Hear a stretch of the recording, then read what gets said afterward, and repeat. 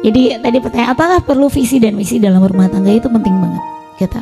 Oh, visi dan misi sebelum menikah atau sesudah menikah ditentukan. Sebenarnya saya dan Ustadz En itu punya visi. Beliau cuma bilang kayak gini, visi di awal sebelum menikah beliau cuma bilang gini, saya kalau ada perempuan yang mau saya nikahi di surau dengan cuma sedekah anak yatim, saya mau loh nikahi perempuan itu. Dan saya bilang, saya mau kok dinikahi begitu. Gitu ya. Materi kita kan nikah dulu atau mapan dulu. Nah, di awal pernikahan kami tidak punya visi sebenarnya. Visi kami cuma satu adalah, waktu itu Ustadz En dibilang sama temennya, ente ini sholat udah oke, tahajud, duha semuanya udah. Tapi ente ini ada yang belum ente kerjakan kali dari semua ibadah, apa tuh menikah.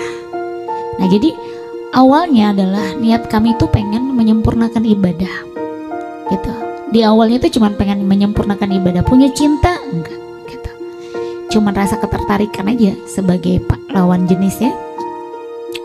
Tapi sampai akhirnya seberjalannya waktu, kalau ditanya pertengkaran itu ada, perpisahan sih enggak ya, pertengkaran itu ada. Tapi akhirnya kita ingat, oh sampai kesini di insya Allah nanti tanggal 11 Januari 12 tahun usia pernikahan kami gitu ya. Ternyata kita tahu visi dan misi kita itu akan bisa membuat rumah tangga jadi sakinah, mawaddah dan warahmah insya Allah. Adalah pada saat kita sama-sama punya visi untuk menghantarkan keluarga kita menuju surganya Allah. Karena selama tujuannya adalah surga, baik di dunia maupun di akhirat, maka kita akan berusaha melakukan yang terbaik. Seorang istri misalnya, dia pengen nih dapat surga dunia. Apa surga dunia? Kenyamanan, ketenangan, ketentraman, itu tak? Sakinah itu kan ketenangan, mawaddah warahmah itu kan ketenangan, kedamaian, ketentraman. Mau punya uang banyak pun kalau rumah tangganya ribut terus bahagia? Enggak gitu. Tapi kalau misalnya nggak punya duit juga nggak bisa buat bahagia juga. Nah, maka kata-kata nikah dulu atau mapan dulu, saya akan menjawabnya mapan dulu. Why gitu loh. Mapan bukan bicara mapan uang, tapi mapan secara hati. Karena pada saat seorang laki-laki, seorang perempuan, dia mapan, terutama laki-laki ya, kalau dia mapan secara ilmu, secara hati, maka dia akan berusaha melakukan yang terbaik untuk keluarganya. Ya, menikah bukan karena baper, menikah bukan karena dijodohkan netizen, ya kan? Tapi menikah benar-benar karena Allah gitu loh. Nah, apalagi saya menikah, Masya Allah, tabarakallah, saya bawa utang 2 miliar, suami bawa utang 200 juta gitu.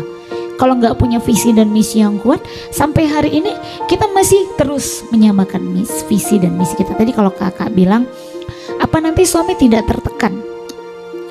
Suami saya suka bilang kayak gini, mungkin kalau Abi tidak menikah sama Bunda, Abi menikah dengan mantan-mantan Abi yang dulu, hidup Abi tidak mungkin bisa seberkualitas ini. Kenapa? Karena mantan-mantan Abi dulu adalah tipe wanita yang mungkin, oh iya bang, iya, tapi kalau Bunda kan hidup Abi dibuat kayak jet coaster gitu. Impian Bunda tuh tinggi, sehingga mau nggak mau Abi harus bagaimana mengimbangkan impian itu. Begitu juga saya. Kalau saya menikah dengan suami saya yang dulu, pacar saya yang dulu maksudnya, agak seram gitu ya. Insya Allah Bang yang itu pertama dan yang terakhir ya.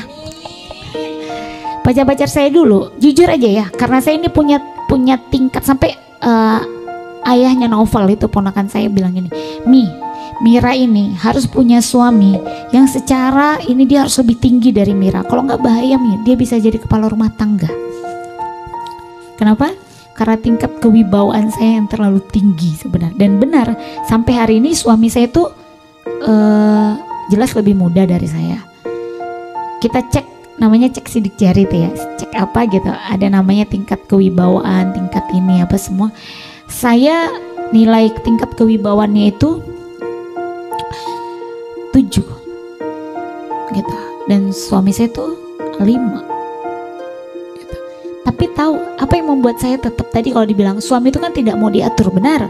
Suami itu justru, teman-teman mau tahu, terjadinya perceraian di luar sana itu adalah orang yang kita kenal dekat ya, dimana suaminya di luar sana didewa-dewakan, suaminya di luar sana dihargai oleh seluruh orang yang bertemu dengan dia, tapi sampai di rumah istrinya menyepelekan dengan kata-kata, misalnya kalau dia curhat, jadi cemana nih kita, makanya kan udah dibilang, abang sih nggak dengerin, kamu sih nggak dengerin, papa sih nggak dengerin, abi sih nggak, kan udah bunda bilang jangan kayak gitu, makanya kalau bunda ngomong tuh didengerin panjang, ya kan. Akhirnya suaminya ngerasa gak dapat sesuatu penghargaan. Tiba-tiba di luar sana ada perempuan yang sebenarnya, tadi kan ada yang bilang jangan deketin sama sepupu atau keponakan atau apa, gak nunggu sepupu atau keponakan sebenarnya. Nah tiba-tiba tuh ada perempuan yang ngomong gini, satu kata, sabar ya bang, kawin lagi, tinggal istri yang sudah menikah bertahun-tahun. Hanya kata satu kata, sabar ya bang. Kenapa? Karena laki-laki itu butuh satu yang namanya penghargaan. Jadi kalau misalnya ini saya bicara, mungkin ada yang menikah, ada yang jomblo, tapi ini persiapan dia, tinggal bisa kita tolak. Nanti menikah harus tahu gitu, yang dibutuhkan sama laki-laki penghargaan. Nah yang saya lakukan adalah, meskipun misalnya ya saya secara umur lebih tua, kadang suka bercanda, Nurut kenapa sih sama kakaknya, saya bilang gitu. Kadang, tapi itu bercanda ya. Tapi saya paham bahwa posisi saya adalah makmum, posisi beliau adalah imamnya saya. Jadi meskipun mungkin yang saya maksud itu adalah ini dan itu benar, saya lebih memilih oh ya udah, berdebat sering, jangan tanya. Mereka adalah orang-orang saksi saya berdebat sama suami gitu loh. Tapi tidak ada perdebatan itu yang berujung pada hal-hal yang misalnya apa ya, semua perdebatan adalah krusialnya tentang kemaslahatan. Tapi biasanya antara dua, kalau nggak suami yang ngalah, saya yang ngalah gitu. Nah tapi karena kita punya visinya satu, yaitu pada saat kita ribut, seribut-ributnya sebesar-besar kita tahu, saya berdoa ya Allah, kami bertemu, kami menikah karena Engkau ya Allah, tolong bukakan pintu hati kami untuk saling memaafkan dan meminta maaf. Selesai suami sholat di musola, saya sholat di rumah, ketemu pelukan, selesai.